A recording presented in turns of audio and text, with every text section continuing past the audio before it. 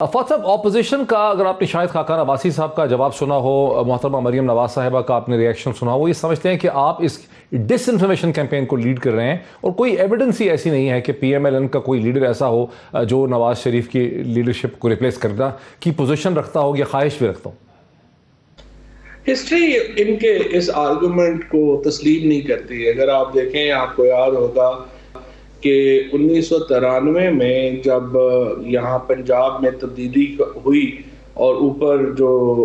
یہاں prime minister میں جو ہے وہ تبدیلی ہوئی، تو اس کے بعد تقریباً میرا خیال ہے 1 ہفتہ لگا تھا مسلم لیگ نون جو 2/3 اکثریت کے ساتھ پنجاب میں بسر اقتدار تھی، وہ سارے کی ساری دوسری طرف چلی گئی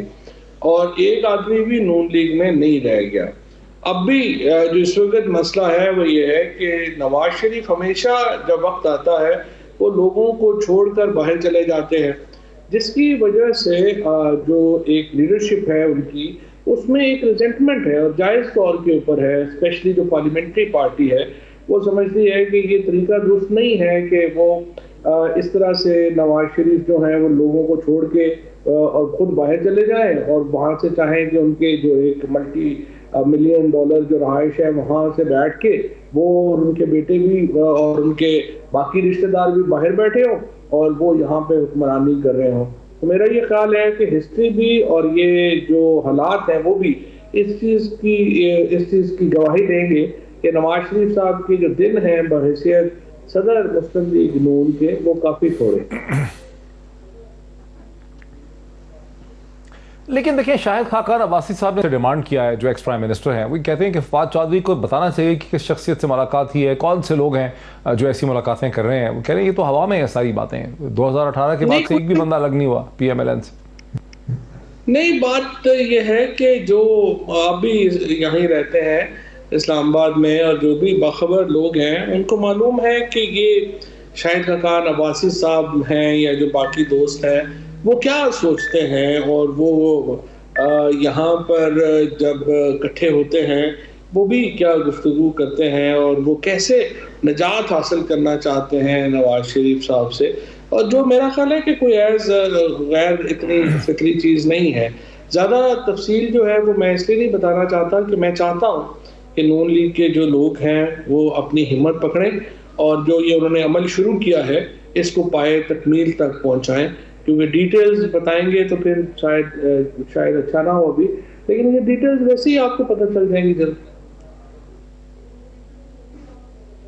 اچھا، آپ سمجھتے ہیں کہ ڈیٹیلز پتہ چل جائیں گی، لیکن دیکھیں نون لیگ کا کہنا ہے کہ جیسے نور عالم خان صاحب کو دیکھ لیجئے، انہوں نے کھل کے ایک ٹویٹ کے ذریعے آپ کی جماعت پہ، اپنی جماعت کے اوپر انہوں نے تنقید کیا ہے اور پبلک اکاؤنٹ کمیٹی کی ان کی جو ممبرشپ تھی وہ سسپینڈ کر دی گئی ہے۔ ایسا نون لیگ کی طرف نہیں ہو رہا، وہاں پر لوگ اس طرح سے نہیں بول رہے۔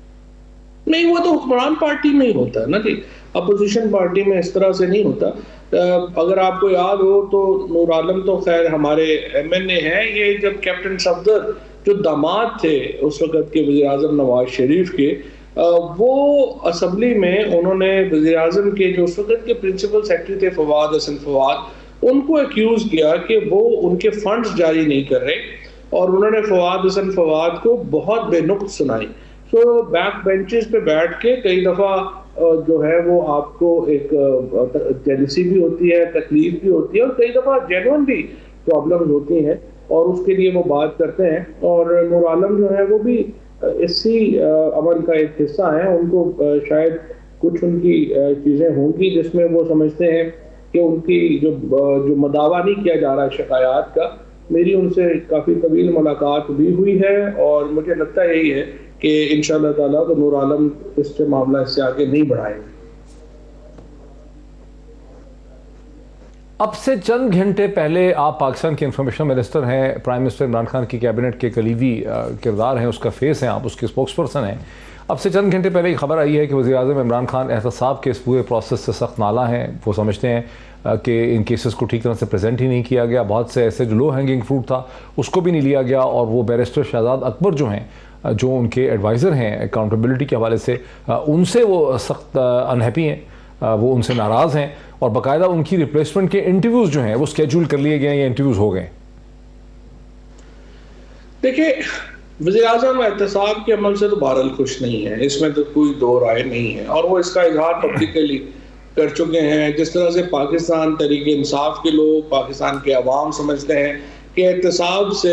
کا نتیجہ یہ ہونا چاہیے کہ جو لوٹا ہوا پیسہ ہے وہ پاکستان واپس آئے، اور 3.5 سال میں وہ پیسہ واپس نہیں آیا. لیکن جو دوسرا حصہ ہے کہ اس میں شہزاد اکبر صاحب کی کتنی جو ہے وہ قصور ہے، وہ میں سمجھتا ہوں کہ اس کے اوپر ڈیبیٹیبل ہے، کیونکہ پاکستان میں ایک بہت پیچیدہ نظام ہے. ہمارا جو ایک عدالتی نظام ہے اس میں 3-3.5 سال کے اندر شاید یہ معاملہ ہونا ممکن بھی نہیں ہے. یا تو ہمارے ہاں جس طرح سے سعودی عربیہ میں آپ نے دیکھا کہ ایک سلسلہ چلا اور پیسے واپس آئے، اس طرح کا نظام ہمارے ہاں تو نہیں ہے. ہمارے ہاں تو بڑی پیچیدہ. آپ دیکھیے نا کہ کتنی بلیٹنٹ بات ہے کہ شہباز شریف اپنے بیٹوں کا کہہ دیتے ہیں کہ میرا تو ان سے کوئی تعلق ہی نہیں، بیٹے جانے اور وہ جانے. اور اسی طرح نواز شریف کہتے ہیں کہ میرے بیٹے جو ہیں ان کے اوپر پاکستانی قانون ہی اپلائی نہیں ہوتا. اب اس طرح کی جو بےہودہ جو آپ سمجھے جو آرگومنٹس ہیں وہ بھی پاکستان میں. شہزاد اکبر شاید قصوروار نہ ہو، بیرسٹر شہزاد اکبر شاید قصوروار نہ ہو، لیکن جو خبر چل رہی ہے وہ یہ ہے کہ وزیر اعظم ان سے بہت ناخوش ہیں اور ان کو ہٹانے لگے ہیں، ان کے لیے ریپلیسمنٹ انٹرویوز. اس کے بارے میں آپ کا کیا رد عمل ہے کہ کیا واقعی بیرسٹر شہزاد اکبر کو آنے والے 48 گھنٹوں میں ہٹایا جا رہا ہے؟ اس بارے میں مجھے پتہ نہیں ہے. جب اگر وزیر اعظم مجھے اگر اس معاملے میں کوئی انڈیکیشن دیں گے تو تبھی میں آپ سے بات کر سکتا ہوں. اچھا، آپ نے جو اوپننگ میں نے ٹکڑا آپ کا سنایا جس میں آپ نے کہا کہ تحریک انصاف ہی واحد جماعت ہے جو 1100 نشستوں کے اوپر اپنے کینڈیڈیٹ کھڑے کر سکتی ہے. P M L N central Punjab کی پارٹی ہے، پی پی پی اندرون سندھ کی پارٹی ہے، مولانا کی پارٹی کے پی کے چند ڈسٹرکٹس کی پارٹی ہے. یہ آپ نے کلیم کیا، لوگ اب یہ سمجھ رہے ہیں آپ کے اپوزیشن کے لوگ کہ آپ ایک نیریٹو کو، ایک بیانیے کو شیپ کر رہے ہیں. جیسے کہ ابھی اچانک ایک سروے آ گیا ہے کہ پنجاب کے چیف منسٹر عثمان بزدار جو ہیں وہ سب سے زیادہ سیٹسفیکشن ریٹنگ ان کی ہے. تو لوگوں کو لگ رہا ہے کہ آپ لوگ بڑی ایکٹیو، ایک ایفیکٹو کوشش کر رہے ہیں بیانیے کو بدلنے کی. دیکھیے، یہ جو میں نے آپ کے سامنے انالیسس رکھا ہے وہ میرا ایک انالیسس ہے، اور اسی لیے میں سمجھتا ہوں کہ وزیر اعظم عمران خان پاکستان کے لیے انٹیگرل ہے، بہت لازمی حصہ ہے. عمران خان کسی وقت جس طرح سے یہ حیثیت بے نظیر بھٹو شہید کی تھی یا پیپلز پارٹی کی یہ حیثیت تھی کہ وہ چاروں صوبوں میں تھی، اس طرح کی جو جماعتیں ہیں وہ ایک ایسٹ ہوتی ہیں قوموں کا. اور اس وقت یہ جو حیثیت ہے ایک قومی سیاست کی وہ صرف پی ٹی آئی کی اور عمران خان کی ہے. اور قطع نظر اس بات کے کہ آپ پی ٹی آئی کا حصہ ہوں یا نہ ہوں، عمران خان کی اہمیت کو مانے بغیر پاکستان کی سیاست میں آگے چلنا ممکن نہیں ہے. اور میں یہ سمجھتا ہوں کہ جو پی ٹی آئی کی جو ڈیپتھ ہے اس وقت پاکستان میں وہ انپیرلل ہے، اور اس کو جو ایڈوانٹیج ہے تحریک انصاف کو اس ڈیپتھ کا، اس گہرائی کا، وہ آپ کو ہر وقت نظر آتا ہے اور اگلے الیکشنز میں آپ کو زیادہ مؤثر طریقے سے نظر آئے.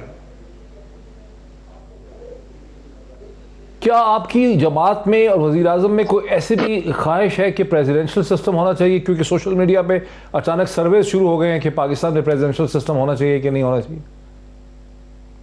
دیکھیے موہد، میری ذاتی طور کے اوپر میرا خیال یہ ہے کہ پریزیڈنشل فارم سے پھر پہلے آپ کو صوبے چھوٹے کرنے پڑیں گے. پاکستان میں اصل ڈیبیٹ جو ہے وہ یہ ہونی چاہیے کہ صوبے جو پاکستان میں ہیں ان کا ایڈمنسٹریٹو جو سٹرکچر اس وقت ہے، خصوصاً 18ویں ترمیم کے بعد وہ کیسے جو ہے وہ آگے چل سکے گا. اس وقت حقیقت یہ ہے کہ جو پروونشل ہماری جو گورنمنٹس ہیں وہ 18ویں ترمیم کے بعد کے جو چیلنجز ہیں ان سے وہ نبرد آزمان نہیں ہو پا رہی. لہٰذا ہمیں گورننس کا ایک بہت بڑا کرائسس کا سامنا کرنا پڑ رہا ہے.